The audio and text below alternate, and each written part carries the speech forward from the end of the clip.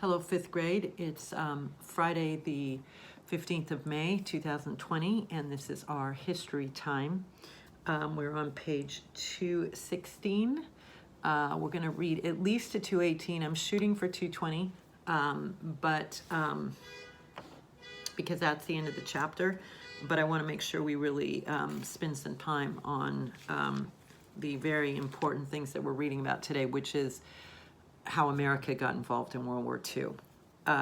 So if we look quickly at our comprehension check questions to see what things we'll be highlighting, number one says, what event caused the United States to enter World War II?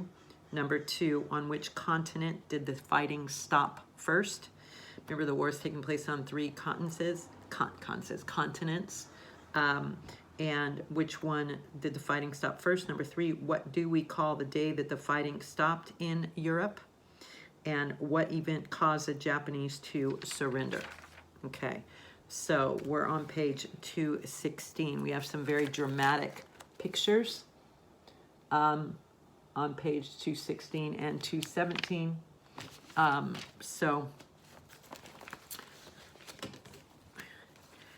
A very brutal, difficult, shocking time in our nation's history we're about to read about. So it says the United States enters the war. An important United States Navy base called Pearl Harbor is on one of the beautiful Hawaiian Islands. We've all heard of Pearl Harbor. Because airplanes had been improved and were used for war as well as peace, it was important that the Hawaiian Islands be protected. If an enemy took control of Hawaii, it would not be long before the west coast of the United States, that's where we live, would be in danger of enemy air attacks. So the Pearl Harbor, the Hawaiian Islands, I should say, are like if we saw any enemies coming towards us from our west, then Pearl Harbor is like our fortress. It would be like the fence, so to speak, that would protect us. It would be our first view of something coming our way that could be destructive or detrimental. It's almost like a lookout, okay? So the Hawaiian Islands were very important to protect our western coastal states, etc., cities where we live, okay? You will remember that Japan wanted to control Asia and the islands in the Pacific. The power of the United States Navy must be destroyed, the Japanese military leaders told each other. If Pearl Harbor is destroyed, it would be too hard for the Americans to bring other ships to the Pacific Ocean. Besides, the Japanese boasted, Americans would rather give up than fight. Now we know that the Japanese had no idea who the American people were and the American spirit and their strength and desire to stand up against anything that takes away freedom. We don't back down, we don't give up when we help others. So if they thought that we would run and hide, they did not know the American people. And you see that history tells us that they were boasting, and boasting is a form of pride, and we know that pride is a sin. There's good and godly pride, and then there's ungodly pride.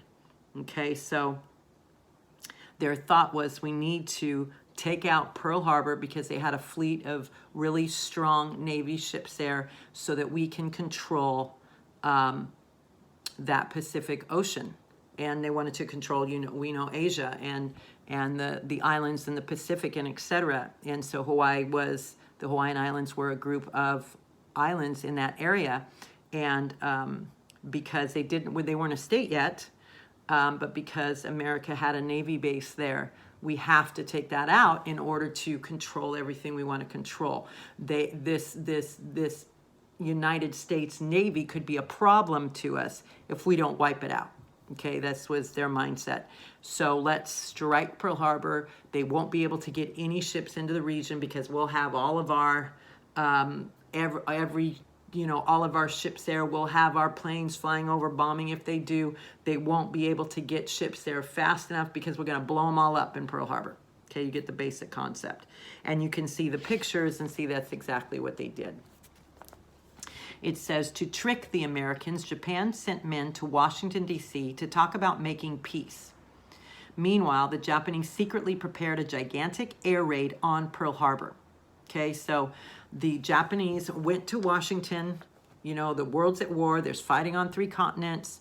They go to Washington and they say, hey, we just want you to know, leaders of Washington, we have absolutely no desire to have anything but peace between our nations.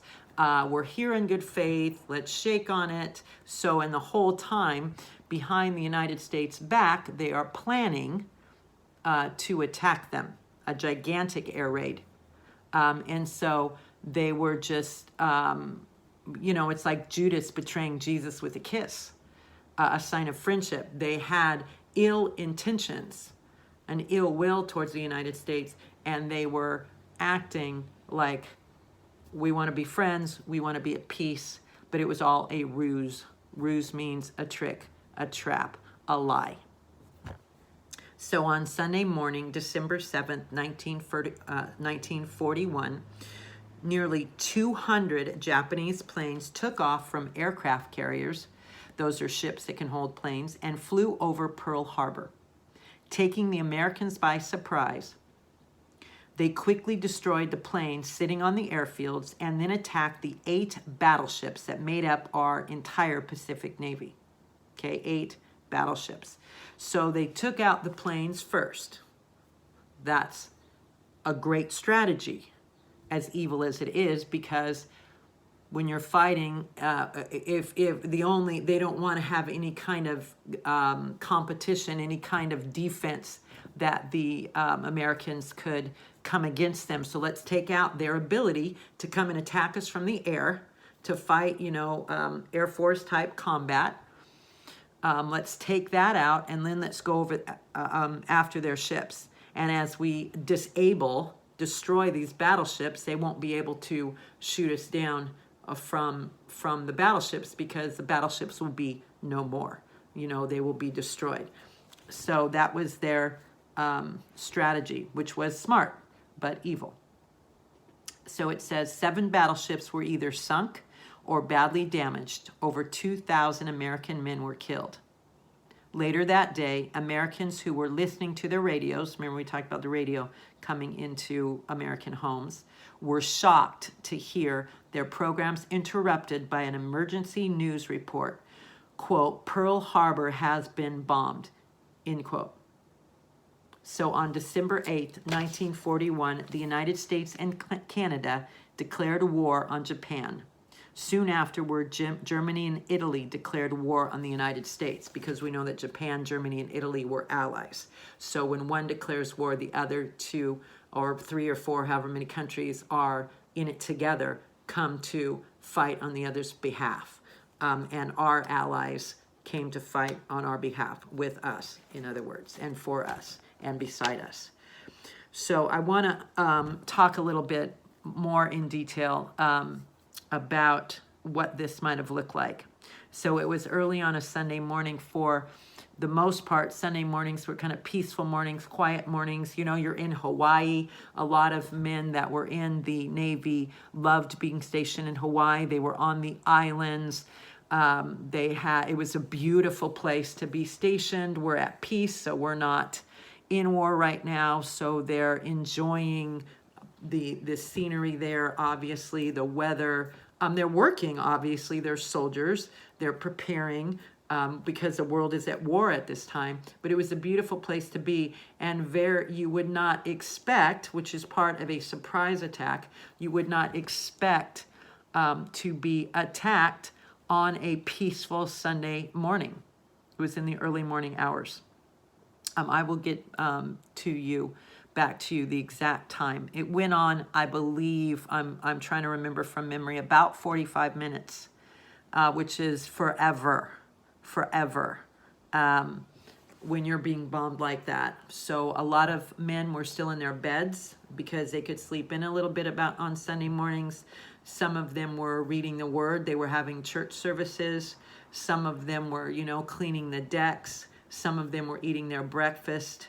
And some of the leaders were probably enjoying maybe a Sunday morning walk, or they were fishing, playing golf. I mean, just enjoying themselves on the Lord's Day, and in a beautiful place like the Hawaiian Islands. And they were bombed. Soldiers had their families there. Some of the naval soldiers and officers had their families there, so their families were killed too, potentially, depending on how far away they lived from Pearl Harbor. Remember, Pearl Harbor was the base. That's where they slept and ate and lived and worked for the most part. And some of the officers might have lived off base a little bit, and there were American citizens that lived there. Even though it's not a state yet, there were American citizens that lived there that were enjoying living in a beautiful place like Hawaii. One of my dearest friends, his mom lives in Hawaii. Some of you might visit Hawaii often. You might have friends and family there too, and maybe go even every summer or every other summer or something. I've been there twice in my life, and it was beautiful and memorable. So they're just doing their Sunday morning thing, reading the paper, just having some coffee, and without warning, 200 planes are headed their way. They had no idea what was happening. They had no idea it was coming. The men that were sleeping, many of them, like in the USS Arizona, were asleep in their bunk still. They were not able to get out, so they drowned and ran out of air in their bunks in the lower, like the bowels of the ship, they would call it, inside the ship, not on the surface. They weren't able to get out. They were screaming for help. They didn't know what was happening. They were very, very, very, very, very helpless. And to think that and know that you're going to run out of air, and that you're going to die, and that the ship that was on the surface of the water is now under the water, and the water is pouring in, and there's no way for you to get out. Terrifying, horrible. And a lot of these men, most of these men were young men. Okay, late teens, early 20s, mid 20s, and to know that you're going to die and there's nothing you could do. And you really don't even know what's going on. Some of them died in the lower decks of the boats, and they didn't even know what was happening. They just know that water was coming in and they were running out of air. So it was horrible. Those on top of the ships, maybe they were cleaning the decks, they're calling swabbing the decks, mopping the decks, doing their Sunday morning routine, are killed while they're sitting there working or having their coffee. There were women that were nurses. There was like a hospital on the Navy station in Pearl Harbor, and just women, young women, lost their lives as they're running and scrambling to get away from these bombs. 200 planes, there's not a lot of places to run and hide, especially when you're disoriented, you just woke up, you're not sure what's going on, you're not sure when it's going to stop, you don't know what's happening. The person next to you might get killed right in front of you, and you're just running, and where do you run when the planes are coming from all directions? It was horrible, absolutely horrible. And so I want you to just think about that for a minute. I hate to be so graphic when you're so young, but you need to understand this incredible moment in our nation's history. It reminds me of September 11th, 2001, when the Twin Towers were bombed in New York. And they were bombed with airplanes, not exactly bombs, but airplanes flying into the towers, and the chaos and the unknown. What is happening? Who did this? I remember being at school, working. We weren't at school yet. It happened about 9 o'clock New York time. It's about 6 o'clock our time, but we did go to school to see, what kids had been dropped off at daycare at 7. We didn't know if planes were coming our way. We didn't know. We just knew America was under attack, and it's very strange. Mostly America fights their wars in different regions, but it's very strange to know that it's your country that literally your home could be destroyed, that there can be planes flying over your home, or into. We were worried about the federal building on Wilshire Boulevard. There was rumor that they were coming for the federal building. It was a really scary, scary day. And this must have been a million times worse, because 200 planes are flying over you, just one after the other. Look at the picture, the smoke. You can't even see where to run, what to do. The chaos, the smell, the bodies just being torn apart, literally. Terrifying time. And we did absolutely nothing to provoke Japan. They just wanted to control the Pacific. And this country called America was in its way. And so, as you know, it said the next day, when the smoke cleared and we figured out what happened, we declared war. They thought we would run and hide, but we declared a war on Japan. And at that time, Canada joined us. We share that West Coast. And soon, Germany and Italy declared war on us also, because they were siding with Japan. So really intense. There are some great movies about it when you grow up. I would recommend you watching it to get a sense a sense of what it was like when the smoke cleared and the Americans found out through the radio. There wasn't television during that time. Through the radio and the newspapers, what had happened. Many of our young men, our brave young men, teenagers, joined the Navy, the Army, the Air Force, the Marines to fight this evil. And my father was one of those men. And he joined up at 17. My father, I told you, was a gentleman. He wasn't like a big-time athlete. He was thin and not very, you wouldn't think of him as being a warrior.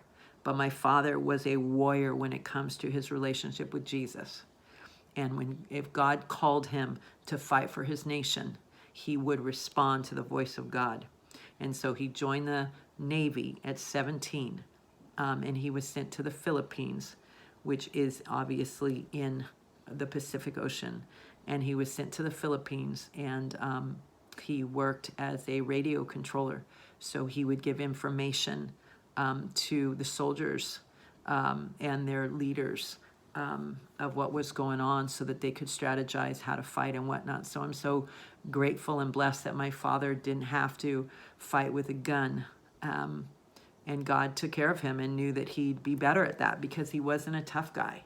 But you know how much it's a lot easier for a tough guy to stand up and say, "Bring it on," than for a man of God and a man of God that is. Tough guys can definitely be men of God. Look at Peter, but he was more like a John.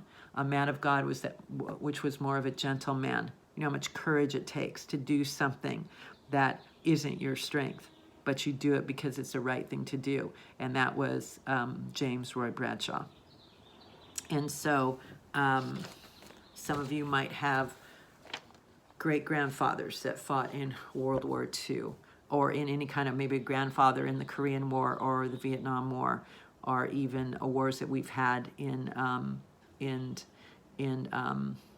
like Operation Desert Storm, and wars that we've had in Iran and Iraq and whatnot. Our veterans are to be honored. Our veterans are to be respected. Our veterans are to be validated and taken care of. And who knows, maybe some of you one day, God will call you to fight for your country in the Navy or the Marines or the Air Corps or the Air Force or the Coast Guard or the Army. And God bless you. I have a former student, his name is Brett Medford, and he is actually a Navy SEAL.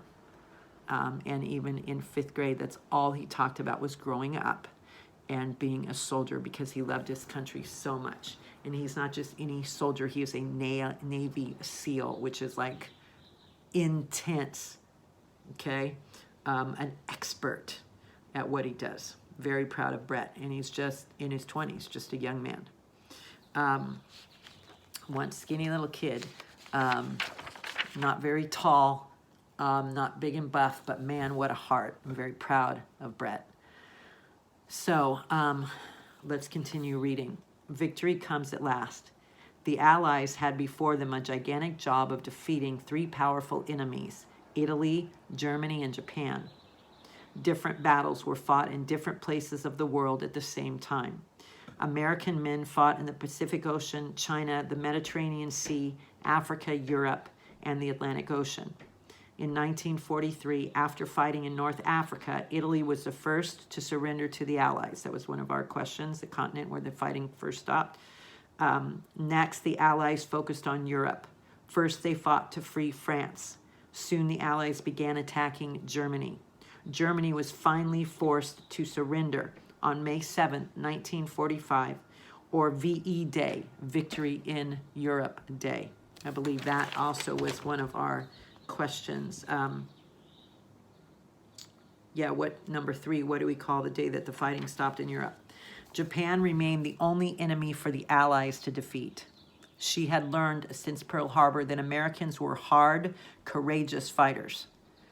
Although the attack on Pearl Harbor had almost completely destroyed the United States Navy in the Pacific, within a year the Navy was ready to do battle again. The Japanese had suffered much loss during the war, but they refused to surrender.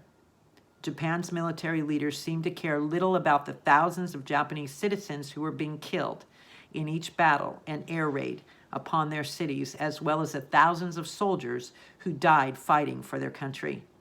Yet the Allies knew that Japan must surrender if the countries of Asia were to remain free. The United States had to make a difficult decision. Should the powerful and very destructive atomic bomb be used to bring the war in Japan to a quick end? A nuclear bomb that's a last resort. On August 6, 1945, an American bomber dropped an atomic bomb on the Japanese city of Hiroshima. A few days later, another bomb was dropped on Nagasaki. Both cities were destroyed. Whole cities wiped out in one moment with that bomb. Just in the blink of an eye almost. Not exactly a moment, but you get the point. You can look at the mushroom cloud from that bomb. If a nuclear bomb were dropped on a city, it would destroy it. Japan quickly surrendered, and World War II, the largest war in history, ended. I want you to think about that for a minute. So this atomic bomb was dropped. It was not dropped lightly. The president did not want to do this, but the Japanese would not surrender. They are a proud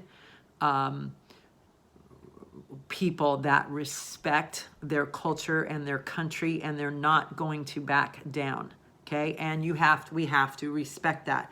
We want to be like that too, but you have to choose what you're fighting for. Okay, and so very, very, very powerful people.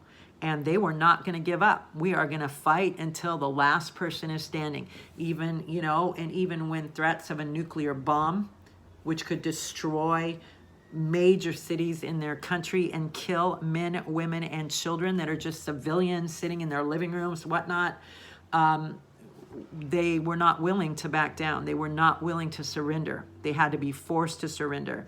And the two bombs that were dropped, like I said, it was not an easy decision for our leaders to make, because they knew that innocent lives would be lost. If you've ever read Sadako and 1,000 Paper Cranes, I recommend that you read that book. It is a story of a young girl who was a small girl when the bomb was dropped, and she did not die instantly, but she developed leukemia, which is a form of blood cancer from all of the nuclear crud from the bomb in the air, all of the toxins in the air, and she died about, I think she was like 11 or 12. This is a true story.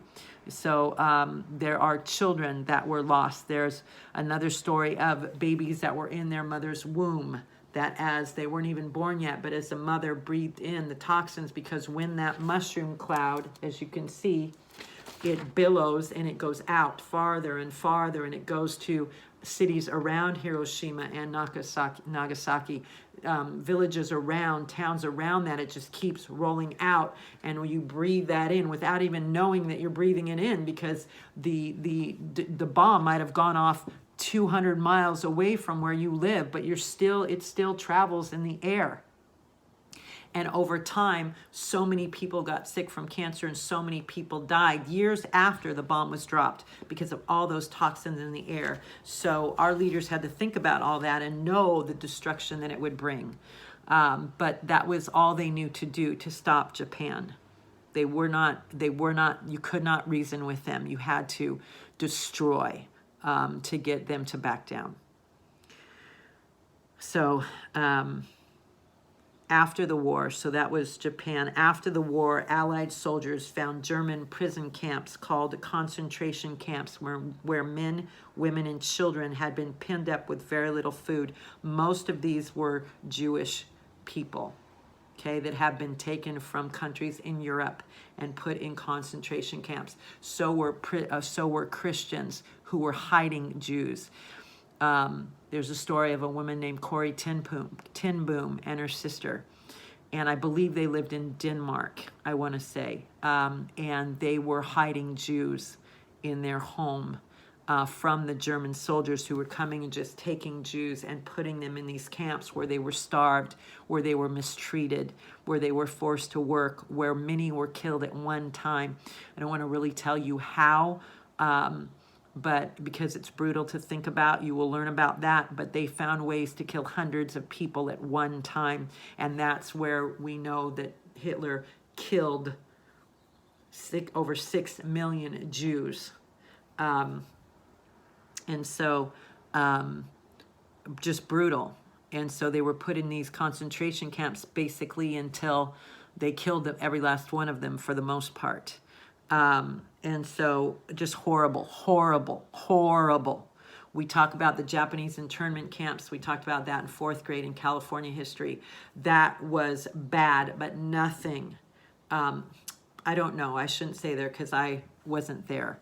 But this was brutal. Just as bad, if not worse. We did not intentionally kill, from what I know, Japanese Americans. Hitler killed intentionally over 6 million Jews, men, women, children. And many of them died in these concentration camps from being tortured, from being beaten, from being starved, from being worked to death. And so they were pinned up with very little food. In Germany and other lands held by Hitler, millions of Jews, as well as many Germans and people of other nationalities, had been cruelly massacred. We know that a massacre is a killing of many people at one time. Again, America had been blessed. No enemies had fought in or destroyed our cities, as had happened in other parts of the world.